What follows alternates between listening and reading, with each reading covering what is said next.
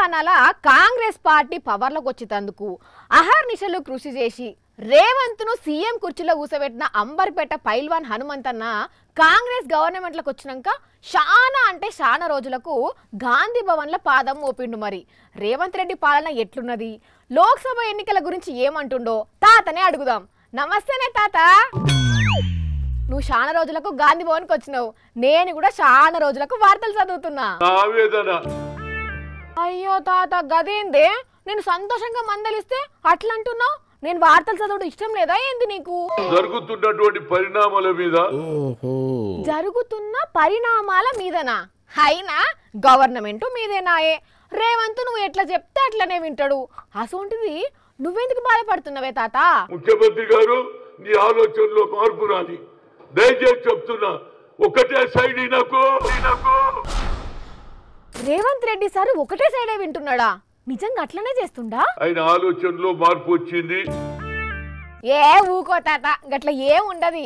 కేసీఆర్ ఎవరిని కలవలేదు గాని రేవంత్ అందరిని కలుస్తుండని మీ పార్టీలే అంటున్నారు కదా. 15 సార్లు అడిగినా. 15 సార్లు అపాయింట్మెంట్ అడిగినవా?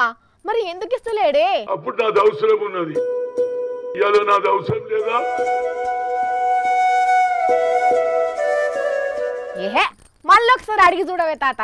ఒక్కసారి కాదు, 10 నుంచి 15 సార్లు ఫోన్ చేసిన. అప్పుడంటే పిసిసి చీఫే, ఇప్పుడు సీఎం. కొద్దిగా ఫేమ్ వచ్చింది, బిజీ అయి ఉంటాడు. నువ్వు ఎంత పాపులరో నేను కూడా పాపులర్.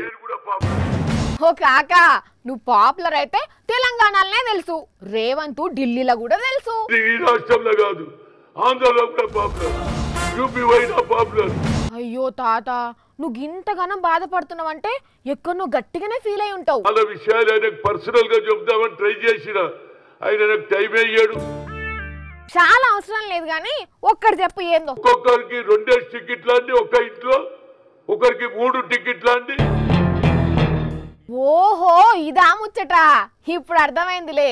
గేట్లు తెచ్చినా అని చెప్పిండు కదా, అందుకనే ఇదంతా ఉపాయం కావచ్చు. వాళ్ళు మన దగ్గర రావాలి, మనం వాళ్ళ ఇంట్లోకి పోవడం అంత న్యాయం లేదండి. వచ్చిన వాళ్ళని తీర్చుకోవాలి, వస్తానన్నోళ్ళను రమ్మనాలే గాని. అందరు వస్తున్నారంటే ఎందుకు వస్తున్నారు? కేసీఆర్ పంపిస్తున్నారు, నాకు డౌట్ వస్తుంది. ఏమో అనుకున్నాం, హనుమంతన్న దగ్గర చిట్టా బగ్గనే ఉన్నది. ఇంతకు ఏమంటావే కాక? మరి మార్పు రావాలని భగవంతుని కోరుతూ